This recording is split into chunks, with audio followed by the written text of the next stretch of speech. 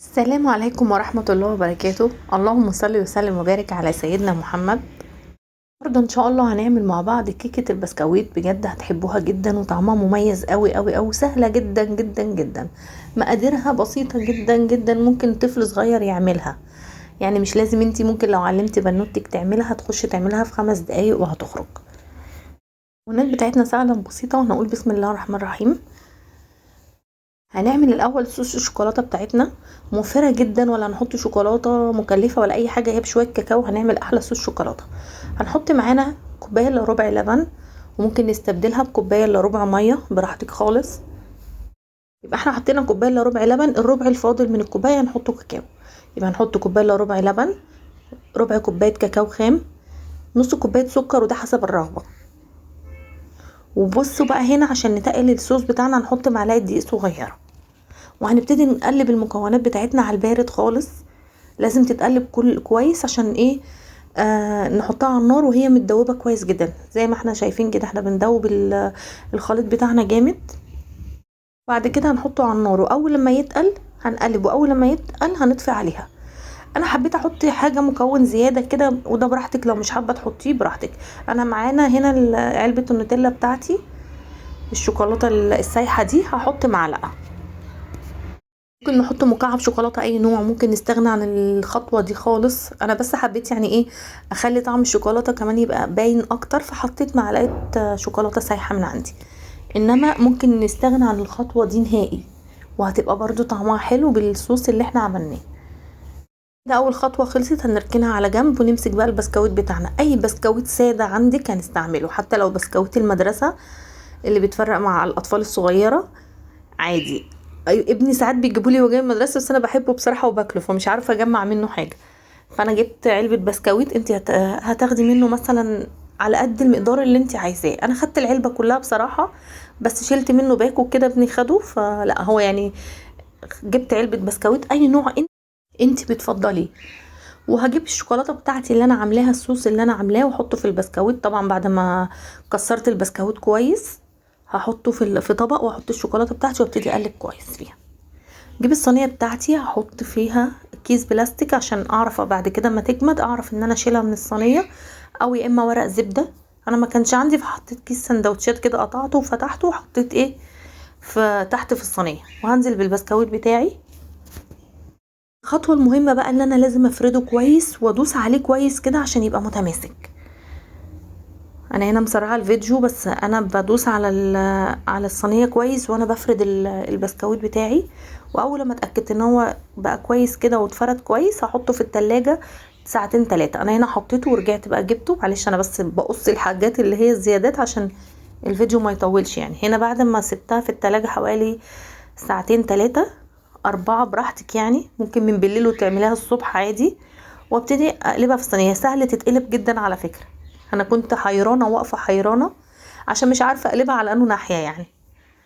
فانا هنا قلبتها وشلت الكيس البلاستيك كله بسهوله عادي، ولا دهنت الكيس زيت ولا اي حاجه، هي بتطلع بسهوله جدا. انا مش هتكلم كتير، بصوا شكل الكيكه بتاعتي عامله ازاي. احنا ممكن ناكلها كده من غير ما نزوقها، بس انا حبيت بقى ازوقها واعملها شويه حركات كده. انا كان عندي كريم جانتيه، عملته وضربته كويس. كان حبه صغيره خالص عندي، عملتهم وحطيت لها حطيت لها معلقه صوص شوكولاته عشان يدي بس لون الكريم جانتيه غامق شويه. حابه تعملي الكريم جانتيه ابيض عادي براحتك. ودهنتها كده على وش الكيكه بتاعتي. انا بقيت صوص الشوكولاته اللي اتفضل مني حطيته في الازازه دي، وابتديت اعمل بقى شكل وتزيين وحركات كده وحاجات شكلها حلو يعني. بصوا صوص الشوكولاته كانك شارياه من بره، بجد طعمه ملوش حل وطعمه خرافه. معلقه الدقيق اللي احنا حطيناه تقلت الصوص بتاعنا وخليته كانك جايباه من بره بالظبط. بصوا شكل الكيكه بتاعتي. لو بقى عندك شوكولاته من فوق ترشيها، حابه ترشي اي حاجه، بسكويت فاضل ترشيه. انا بصراحه ما كانش عندي فاستكفيت بكده. والله انا ما عايزه اقولك طعمها عامل ازاي. حاجه سهله جدا بتعمليها، ولا بتبهدلي بقى الدنيا، ولا بتشغلي فرن ولا بوتاجاز ولا اي حاجه. موضوع سهل جدا وبسيط، لو بنتك صغيره تقدر تدخل تعملها علمها لها وتخش تعملها وتبقى مبسوطه بيها جدا. بصوا هنا قطعتها وبتتقطع بسهوله. والخرطة كده يعني القطعة يعني بتطلع في ايدي كده مرة واحدة، يعني مش بتتفتفت ولا اي حاجة. وسيبكم من شكلها خالص، بجد طعمها في حتة تانية نهائي. انا بجد انا بعملها على طول وبحب طعمها، وبجد ما كنتش بتخيل ان طعمها ممكن يوصل للمرحلة دي. طعمها حلو جدا جدا جدا.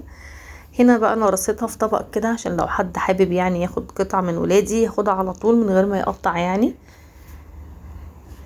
وبجد طعمها حلو، وجربوها ان شاء الله بالطريقة دي بإذن الله هتعجبكم.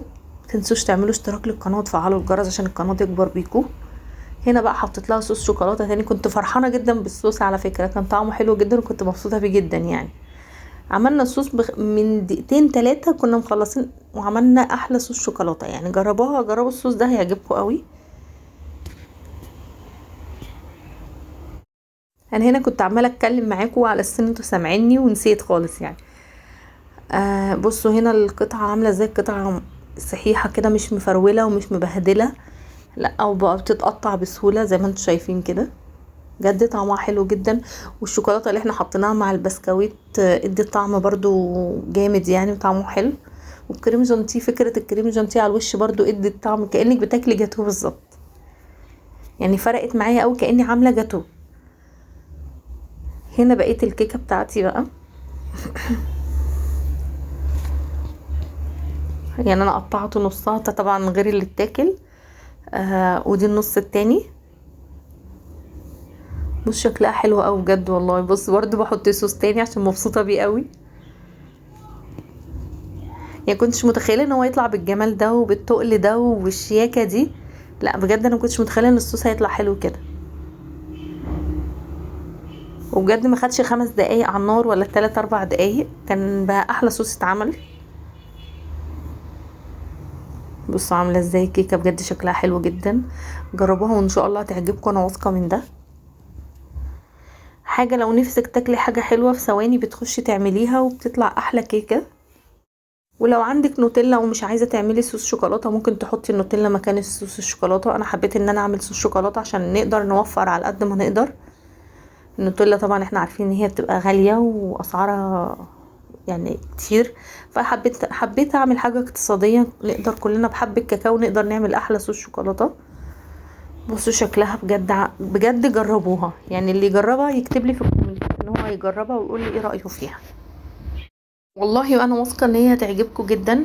انا يعني لو ما كنتش جربتها ما كنتش هقول جربوها، وبقى مصممه ان انتوا تجربوها كده. بجد طعمها حلو قوي، جربوها ان شاء الله باذن الله هتعجبكم. وزي ما قلت لكم حاجه سهله، لو عندك بنوته ممكن تعلمها لها اول مره وتقف معاكي تعملها وهتعجبها جدا وهتحب تعملها كل شويه لانها حاجه سهله. هنا بعد ما طفيت الفيديو خلصت كل حاجه، حطيت لي حته كده قلت اكلها عجبتني، قلت والله لا اصورها. بصوا شكلها القطعه بجد شكلها حلو، بتطلع يعني بتطلع على بعضها، مش بتتفرول مني ولا بتتكسر ولا بتتبهدل ولا اي حاجه.